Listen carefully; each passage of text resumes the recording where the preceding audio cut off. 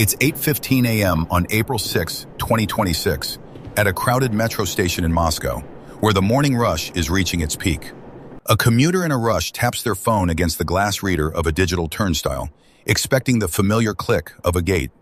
Usually it's a seamless, half-second handshake between a remote bank server and the local gate infrastructure.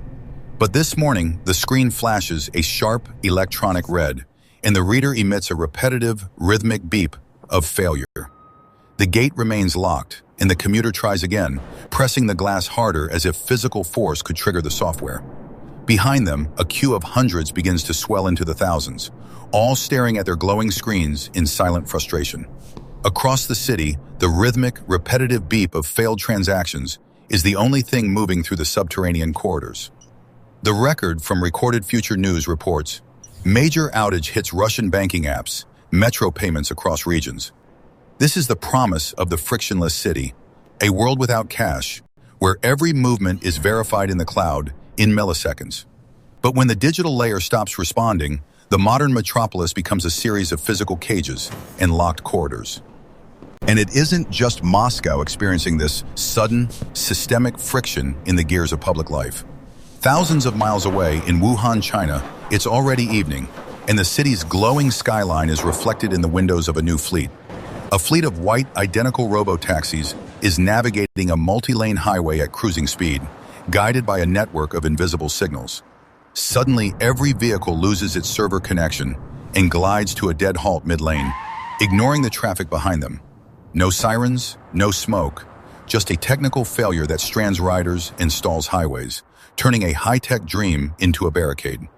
Commuters are trapped behind frozen metro gates in Russia, while autonomous cars turn into immovable obstacles in China. From the red fare gates to the motionless highways, the world's most advanced systems have been paralyzed by a ghost in the machine. What happens when the invisible handshake between your bank account and the world's turnstiles is retracted without warning? And how could a single mislabeled wire in a South Dakota basement freeze the movement of an entire population months later? This is the invisible gridlock, the moment the frictionless world finally meets the reality of its own fragile infrastructure. In Moscow, the failure isn't localized to a single station or a single line. It is a systemic blackout. It is a total collapse of the centralized digital layer that connects physical transit gates to financial verification systems.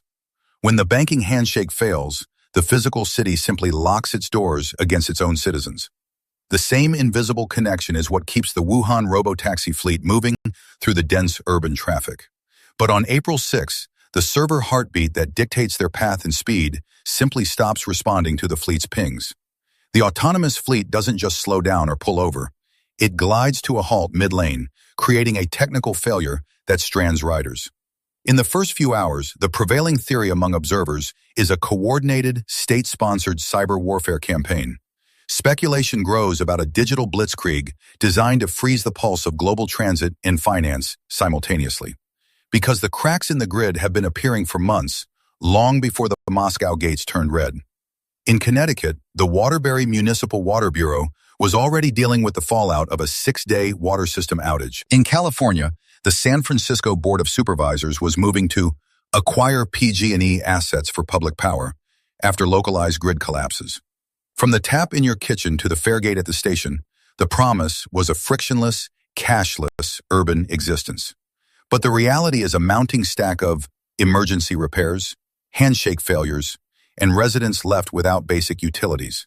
We have traded manageable local delays for absolute systemic paralysis triggered by the smallest digital interruption. As investigators began digging into the logs of a separate blackout in South Dakota, the cyber war narrative started to dissolve. They weren't looking for a line of malicious code or an elite hacker operating out of a dark room in a foreign capital. They were looking for a technician in a basement, a physical person holding a physical object.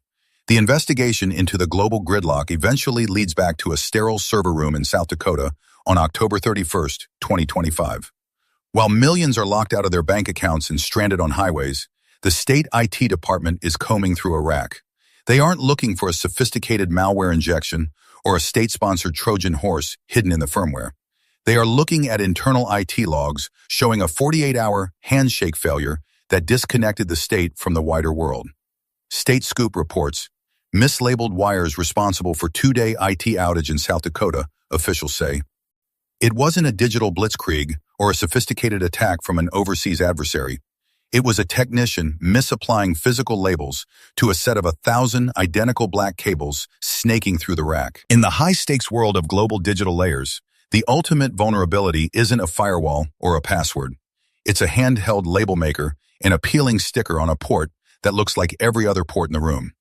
A single cable plugged into the wrong port because of a minor human error triggers the cascade that ripples outward. One mislabeled wire causes a technical failure that eventually disrupts the centralized digital layer millions of people rely on. The two-day IT outage wasn't a hack. It was a physical human error in a basement that no one noticed for 48 hours. The system that verifies your identity and processes your metro fare relies on a technician getting the sticker right. When that sticker is wrong, or when the adhesive fails and it falls to the floor, the invisible handshake simply stops. The smart city isn't defeated by an elite hacker with a keyboard. It's paralyzed by a piece of plastic tape in a dark corner. In the wake of the silence, the city doesn't just slow down. It hardens into a series of disconnected physical zones. Commuters in Moscow find themselves unable to move through the city as banking apps remain dark and unresponsive. They are effectively locked out of their own lives, unable to access their funds to even buy a bottle of water or a meal. The digital layer, once a bridge to convenience, has become a physical wall that requires permission to pass. In Wuhan, the robo-taxi fleet is no longer a miracle of modern efficiency or a sign of the future. It is a series of 3-ton obstacles that strands riders and stalls highways for hours under the city lights. The technical failure isn't just an IT ticket in a database anymore.